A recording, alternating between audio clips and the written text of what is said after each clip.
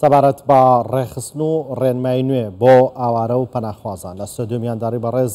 عەمید ڕێبەر عەبدولعەزیز بەڕێوەبەری ڕێگەزنامی پارێزگای دۆوەک و سەرۆکی لیژنەی داڕشتنی ڕێنمایی کارژێڕی پەناخوازانمان کردووە.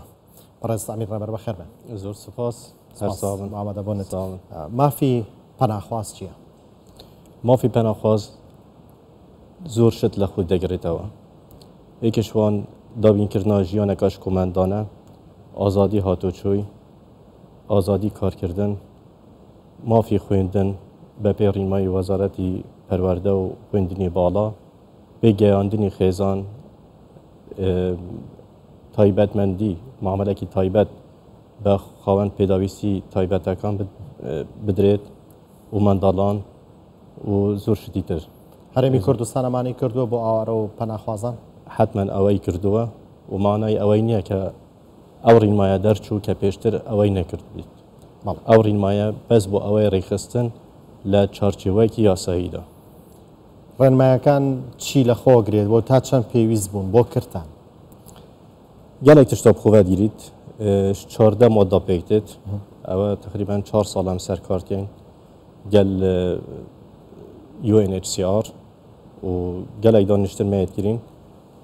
heta me xisiyet çarçûvekê yasayî da li dîv distûrê Iraqê hemaheng bît hawdiş nebît dîv yasayet kar bekar li Herêma Kurdistanê dîv standerdê dewlî yê mafê penaxwazan û penaberan. یعنی پێوەری مامەڵەکردنی هەرێمی کوردستان لەگەڵ ئاوارە و پەناخوازان دەتوانین بڵین هاوشانە لەگەڵ پێوەرە نێودەوڵەتیەکان؟ ئاسێکی زۆر باش واحتیمالە هەرێما کوردستانê معاملەکردنەوە گەل پەناخوازان زۆر باشتر بیتر gelek dewletê dî ew ê tecrübe hên û teamilê gel penaberatken û penaxwazatken. هەرێمی کوردستان لە ڕابردوو تا ئێستا بەتایبەت لە دوای شەڕی داعشەوە بە زۆر دۆخینە هەموارە تێپەڕی ئاڵنگاری زۆری هاتە بەردەم فشاری سیاسی و ئابووری بۆ دروستکرا سەرڕێم ئاڵنگاری و ئاستەنگانە توانی باوەشیشی گەرم بۆ پەناخواز و ئاوارەکان بکاتەوە؟ بەێ ئاستێکی زۆر باشدا هەمی حەواندن و پێداویستیت گشتی بۆوان پەیداکردن ئاکنجی بوونش پێداویستیت سەرەکی شیت خزمەت گوزاریت تەندروستی یە دادگایی یەت ئێمناهیە ئەگەر کوردستان نەبا وەکی ئارامگەهێک ئەوانە قەستا هەرێما کوردستانی نەتکرد ئش ئاوارە وش پەناخوازان بەڵام بابەت ئێمە پتر سەر پەناخوازانە پەناخواز ئەو کەسە ئەوێ بیانی ئەوێ دەولەتێکا دی قەستا هەرێما کوردستانی بکات. بەڵێ چیتان کردۆ بۆ پەناخوازان دەتوانین بڵین شێوازی مامەڵەکردن لەگەڵ یان کاروباریان جیاوازترە لە ئاوارەکان؟ ئەوارە ئەو کەسێ ناوخۆیە چارچوێ دەولەتە عێراقدا وەختێ ئاوارەت بیتە شوێنێکی تر بەڵام پەناخواز ئەوە ئەوەی بیانیش دەولەتێکی تێپەڕ بیت بۆ دەولەتێکاتی سنووری دەوڵەتێکە. بەێ شێوازی مامەڵەکردن لەگەڵیاندا دەتوانین بڵین هەر وەکو یەکە یان دەبێت جیاوازتر بێت لەبەرەوەی ئەو لە ناوچەیەکی دیکەوە هاتووە یان چۆن؟ یە ئاوارە مواطنە هەلگیری ناسنامەی عێراقیە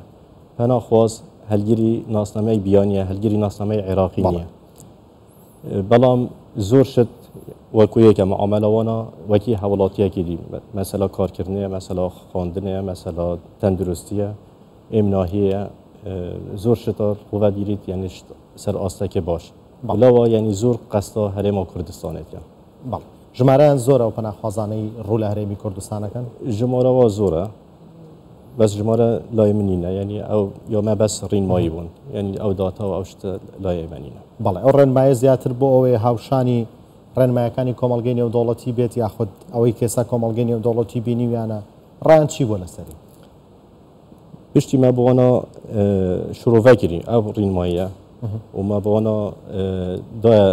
دیارکردن زۆر پێکەیف خۆش بوون ینی زۆر بنەمایەت نێودەوڵەتی بخۆڤە گیریت ولدیف standardێت نێودەوڵەتیە و یاسایەت نێودەوڵەتیە زۆر پێیان خۆش بوو حتا پرۆسێسامە پێش کە ئەم ئەڤە ڕێنمایە چێ بکەین داڕێژین مە بەحسی تەجروبە کوردستانێت کرد کە چاوە پەناخوازانە وەرگیریت و چاوە ئاکنجیت یەت و کەمپا و چه سەرەدەریت گەلدات کرد زۆر پێیان خۆش بوو یعنی گوتی کەلتورێکی دەوڵەمەند وەیە هەی هین اینجازت باش کن وک حکومت هرما کردستانه دست کفتت باش ویتین بلام حتی نو که نهاتین دیکومنت کردن حتی نو که نکت یا چارچوبه که یاسایی دا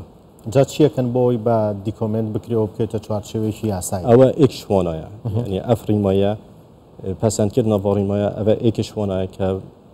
میکانیزم که ریخستی بو معامله کردن گل پناهخوازان بده راگاندن طبعا حتی نو که ما فراغ که قانونی هبو حتی نو که من نزاین که چه سردریه که یاسایی گل پناهخوازی کن جبر که دانا ماف پنابراتیه پنابر جدایش پناهخوازی لاجه فرقش طالب اللجوء او پناهخواز طالب اللجوء عربی سایلم سیکر پنابر لاجه رفیوجی پنابر جدا صلاتت حصریه بدانا ماف پنابراتی صلاتت حصریه حکومت فدرالی عراقه دیو دستوری ماده 110 بلام اوید ماینه ایره یعنی باید امره که واقع یا بخینت دیو چارچوبه که یاسایی دا لورا پناهخواز ما هل بجارتی وکو مصطلح طالب اللجوء و دیار کردنا ماف و ارکید توی چارچوبه که یاسایی دا که هودش نبیدل گل دستور عراقه قانون آلاجه سیاسیت عراق 51 جماره 51 سال 1971 حتی نو که او یا کار بکاره بلام زور که ماسی یعنی بو وی سردمی برای ناچیتی او یاسا حتی نو که نهاتیه هموار کرن او یاسا جی بس یا لاجه سیاسیه و زور یا ترکیزگیریه دزگایت امنی دا تو وقت خدا حکومت عراقه او چند سال حکومت عراق جی پی وکو هموار کرد بلام حتی نو که درد نچوه لورا ما پینگا وکا پیش وقت یا هاویتی پیش حکومت عراق جی کتین افرین مایا زور شتاب خوبت گیرید و احتمالش یاسای زور پیش کتی درش بله لباری هاوکاری رخراونه و دولتیه کن آن هیچ هاوکاری که پنابر یا خود پناهخوازان نکن یا خود تنها هاوکاری آوارکان نکن از ابوابت منینه یا ما بس دارشت نارین ما چارچوبه که یاسایی دا بس بگو من او هاوکاریت کن بله برز عمید ڕێبەر عەبدولعەزیز بەڕێوەبەری ڕێگەزنامەی پارێزگای دۆک سەرۆکی لیژنەی دارشتنی ڕێنمایی کارژێڕی پەناهخوازان سپاس لە ستۆدیۆ ئامادەبن بۆ ڕوونکردنەوەکانتان بەخێراتن زۆر سوپاس هەر ساڵ بن.